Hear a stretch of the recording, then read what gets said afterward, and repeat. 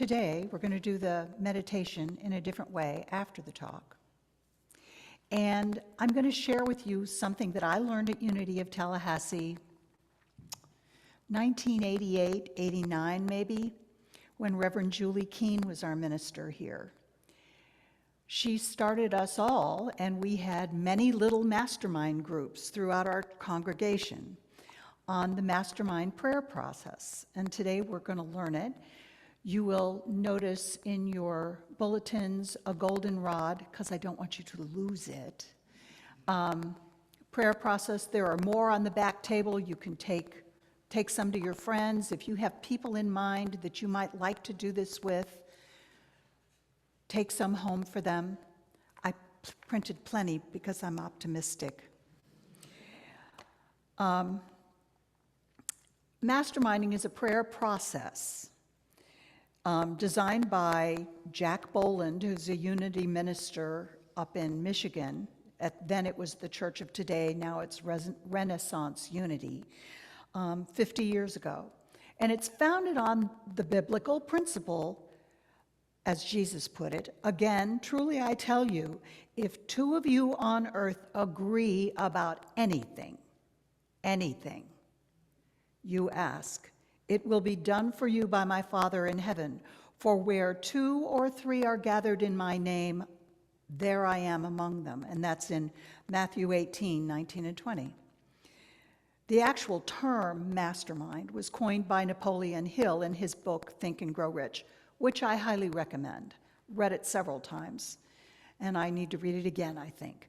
And he described the mastermind principle as 2 or more minds working together in harmony toward a definite objective have more power than a single mind. And he also said, no 2 minds come together without thereby creating a third, invisible, intangible force, which may be likened to a third mind. I've done masterminding in business circles. They clean up the words a little bit to make it completely secular, but the third mind does arise. And in those business meetings, it is people giving advice to each other, which is very helpful. I'm still working on the stuff I got in my first business mastermind 20 years ago. Good stuff. But this process is about bringing our consciousness into harmony with the mastermind. I used to worry about maybe mastermind, calling it mastermind was like having another God before God with the big G. But not really, because as you remember, the Jews had lots of names for God in the Old Testament: El Shaddai, Elohim, Jehovah, there are lots more. So I think of mastermind as another name for God. And I also think it's important because some people have a thing about the word God. They go, well, maybe not that, but they react badly. So if we call it the mastermind instead, that bypasses that little reaction that some people have about God. I personally like, God, universe, source, or Gus, as a familiarity with God, my Gus. And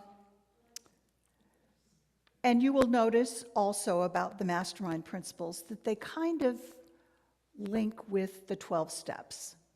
And Jack Boland was a great 12-stepper. He did many of his lessons and talks on applying the 12 steps to spirituality. And in fact, my first introduction to the 12 steps was a class right here at Unity of Tallahassee. It was only 12 weeks long, which really isn't long enough to get the steps to heart. But we just applied it to anything in our lives, and what I discovered was the 12 steps work on anything. I, in fact, wrote a book a few years ago applying the 12 steps to bankruptcy, because I'm a bankruptcy lawyer, among other things.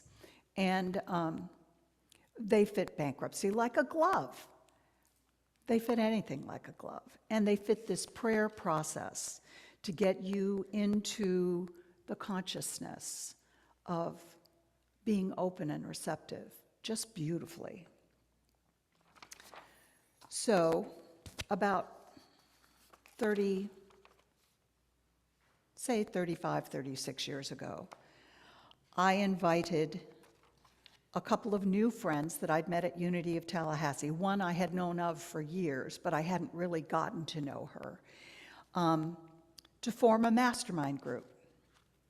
And they thought because I was here all the time, I must know what I was doing. Wrong. But we had a feeling that this friendship could really go somewhere, that we were of one mind about a lot of things. And so we met weekly in the beginning, and we wrote down our requests, and then we'd meet the next week and compare notes on how we did. And I'll be honest, I was a little skeptical of the system, but I was just doing it for suspending disbelief, I think we call that, suspending disbelief, so that I could participate in this system. At our very first meeting, my new friends asked for outrageous, impossible things. I thought, oh God, they're going to be so disappointed. It just doesn't work that way.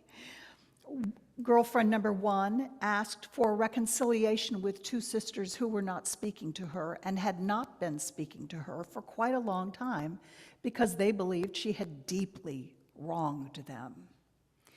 And girlfriend number two asked for a resolution of a problem with an old boyfriend who was stalking her, had broken into her house and stolen her journal, and photocopied the pages and sent them to her new boyfriend. She was embarrassed, and she called the police on him. And they were ready for a miracle.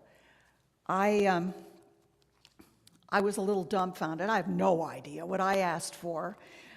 But I affirmed them, as we do in the mastermind. After a member of the group asks for something, you say something to the effect of, I know the mastermind hears your request, and all things needed to make this happen are already in motion. And then I held my breath. They came back to the meeting next week, absolutely ecstatic, having taken no action on their own.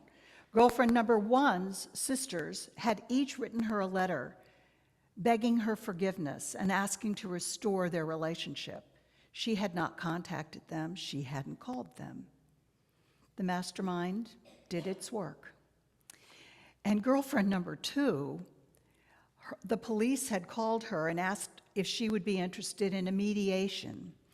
And her old boyfriend came, gave her back her journal, promised never to bother her again, and apologized, and she agreed not to press charges. And we never heard about that fellow again. It was healed.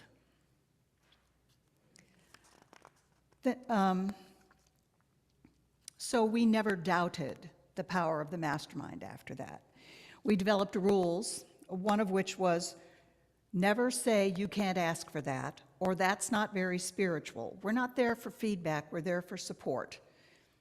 And my feeling is you can ask for any darn thing you want. So as a result of our masterminding, we think, or coincidentally, one of our children experienced a painless recovery from the tonsillectomy so she could go to Disney the next day with her friends. My mastermind partners prayed with me when my son Peter had an open thoracic surgery when he was 15 to cure myasthenia gravis. Peter had an astounding quick recovery. The day after he got out of the hospital, he went to play billiards or pool with my nephew and was doing everything but breaking. 3 weeks later, he was golfing every day.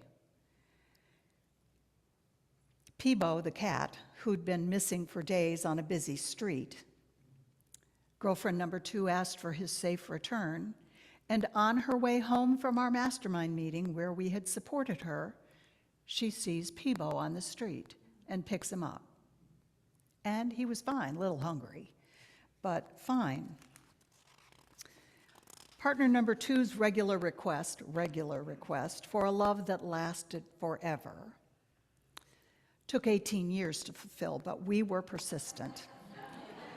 See, the mastermind had a lot of work to do because the mastermind had to work on each of them individually to become the people who could participate in a love that lasted forever.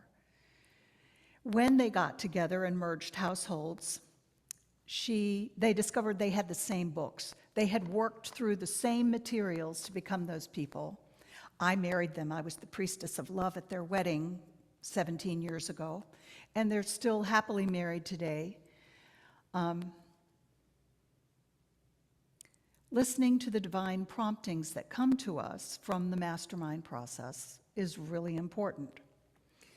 I've started other mastermind groups since the original one, and one of the common blocks I find is it's wrong to ask for things for myself. It's wrong to ask for money. It's wrong to, I don't deserve it. Poop. It's just not true. You are a child of God, the universe, Source, Gus, your higher power. As Jesus said in Luke 12:32, it is the Father's good pleasure to give you the kingdom.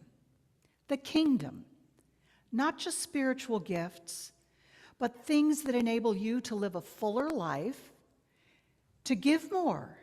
If we don't have to work 16 hours a day, we can be kind to our neighbors. If we don't have to work so long to get enough money to buy groceries that we have an abundance of money, we can tithe more to our church. God wants us to have everything to live a full and happy life. Material things, spiritual things, relationships, friends, everything. And we deserve it all. All we have to do is ask. But this concern continues among some people. The best answer I ever heard to this question when someone, a guy named Bert, came through Unity of Tallahassee about 20, 30 years ago, teaching a course in miracles, of which I'm a student. And someone asked him if it wasn't selfish or wrong to ask God for things, and he gave us what he called a Bert-ism. If you think getting stuff is what prayer is for, you don't understand the purpose of prayer.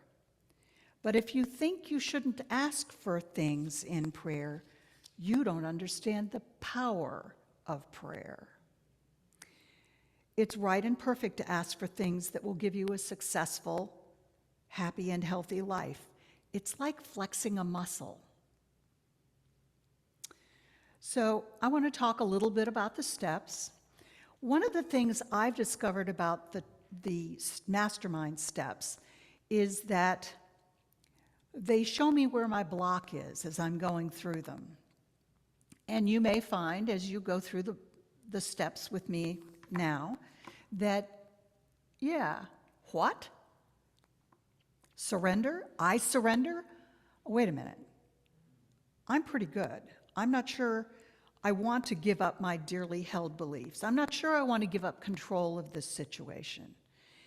And when that's my reaction, I sit, I surrender, I let my shoulders go down. I remind myself that the mastermind knows more about the world and what's going on and what's good for me than maybe I know. Maybe I know.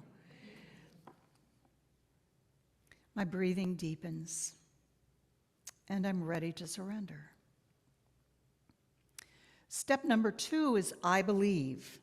I come to believe a power greater than myself.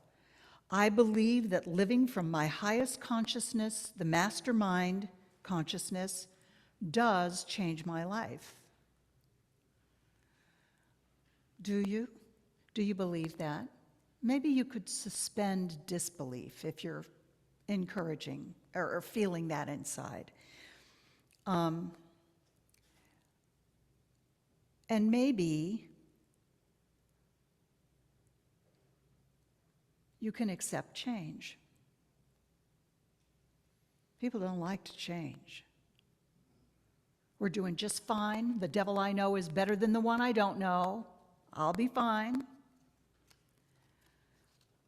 The mastermind consciousness does change my life, and I'm here to tell you it does. Step 3, I am ready to be changed. I realize that my erroneous thinking creates fear, problems, and unhappiness. My erroneous thinking creates these problems. I'm ready to change my beliefs, attitudes, and behaviors so my life can be transformed. There it is again, change. I like the way I am. I just need to do this one thing, just this one thing to change. I just need a bigger salary. That's all. I don't want to change anything else. And your dearly held beliefs have gotten you where you are. How's it working for you? Maybe those beliefs are working for you fine. But in order to participate in this process, you need to be willing to change, willing to be flexible. Suspend the belief in your own rightness. I do love being right, don't you? I really do. Shh, don't tell anybody, but sometimes I'm not. Sometimes our self-justification, I did everything I was supposed to do. I said everything that I was supposed to say. I did it right. Why is it not working out? Our self-justification is the block that needs to be changed. And so we enter the 4th step with a willingness, maybe just a little willingness to change. And we decide. I decide to surrender my ego and my will to a higher power, the mastermind consciousness, and my highest nature. I ask to be changed at depth. Be careful when you say that. It's like an atom bomb to what you thought you knew and who you thought you were. Be willing. I ask to be changed at depth. I commit to the transformation of my life. My experience is, when you say those words, fasten your seatbelt. Sticking point, we just don't like change. Here it is again. We have to be encouraged again and again to accept change. It's the only constant, certainly in my life. We might have to change and release some of our beliefs, like money doesn't grow on trees, and money is the root of all evil. And if you want to have health, maybe you need to release, I'm a victim. The guy who drove that car into my car is the reason for my poor health. I was in an accident. That's my story. And you're sticking to it? How's it working for you? Release your fascinating story about your health woes, especially the ones that get laughs. I like to make people laugh. I have some good stories. They aren't necessarily supportive to my well-being, but I do love a good story. So I need to release that in order to experience the good health that I want. Can you think of a story you tell yourself about your life that maybe gets a few laughs, and it's who you think you are, but it's not? Not really. Who you are as a child of God. Pure, perfect, God in expression. And having finally accepted that maybe change is okay, and maybe I can release some of my dearly held beliefs that haven't served me that well anyway, I'm ready for step 5, to forgive. I forgive myself for all the stupid mistakes I have made. Oh, I forgive myself for all mistakes I have made. And I also forgive everyone who's injured or harmed me in any way. I accept the presence of grace in my life and in the lives of all these people. I forgive myself and others. I release it. Sometimes forgiving ourselves is the sticking point in this prayer process. And maybe that's the thing you need to mastermind about. I ask the mastermind to help me learn to forgive myself and others. Simple request, and it works. Because I'm a bankruptcy lawyer, I hear a lot of stories about people blaming other people for their financial problems. They stole my credit cards, they made me buy them things. I co-signed cars for all my grandchildren. Don't do that, please. Terrible mistake. Sorry if there are any grandchildren out there expecting help. I'm not encouraging it as a bankruptcy lawyer. They blame their unhappiness on the lover who left them. Several. We need to forgive all of them and forgive ourselves for blaming them. Just let it go. As I tell my bankruptcy clients, just put that on the pile of all the debt that you're doing. It's not serving you. We're getting rid of everything that doesn't serve you. Get rid of that story too. I love working for myself. I can say anything I want. I forgive. And now we've come face to face with some of the issues, some of the things that stop us from manifesting in our lives the things we want and deserve. And we get to I ask. I now make known my specific request to my mastermind partners. And then we're embarrassed. What will they think of this request if this is what I really want? I want to get to my comfortable weight of 140 easily,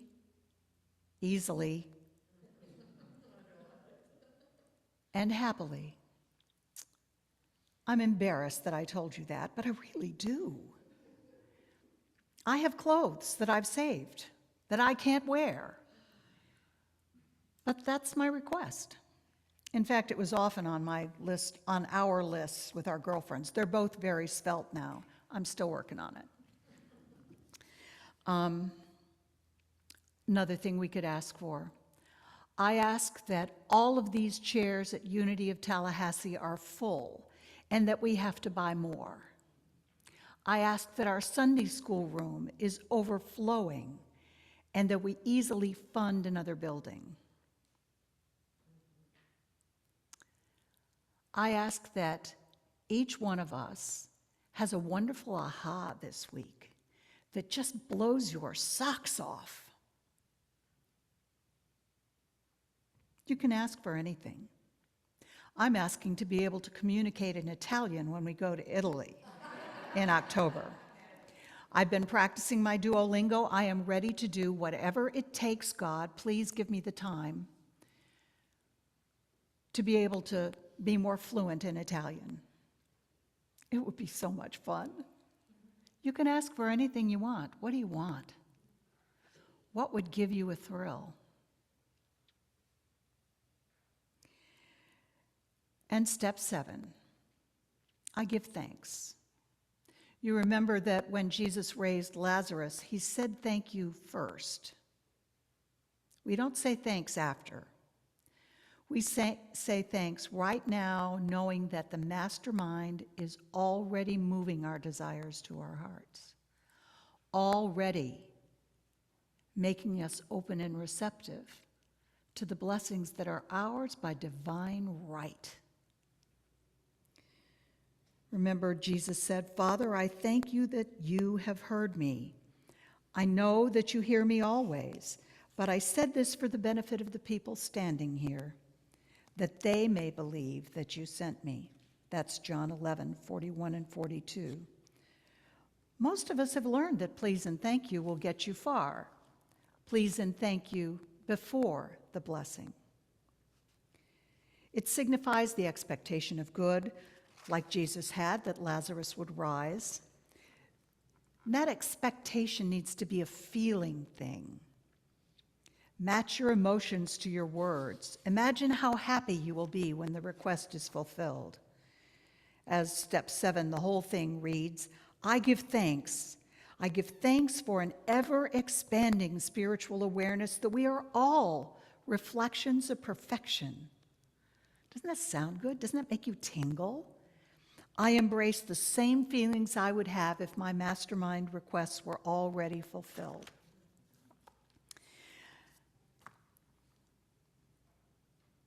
Thank you. And the last step is the dedication and covenant. I hope you were here a couple weeks ago when Dr. Patty Ball Thomas talked about the covenant that Myrtle and Charles Fillmore made.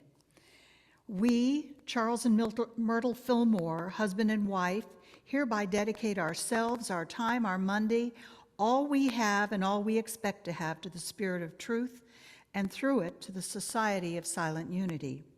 It being understood and agreed that said Spirit of truth shall render unto us an equivalent for this dedication in peace of mind, health of body, wisdom, understanding, love, life, an abundant supply of all things necessary to meet every want without our having to make these things the object of our existence. Oh, I would like that.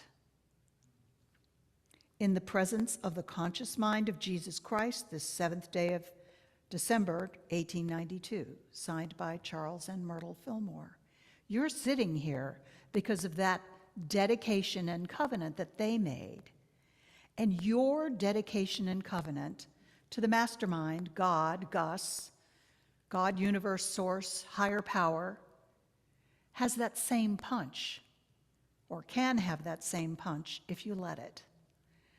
So the mastermind, and for some reason, the covenant part wasn't in the part that I copied from Renaissance Unity.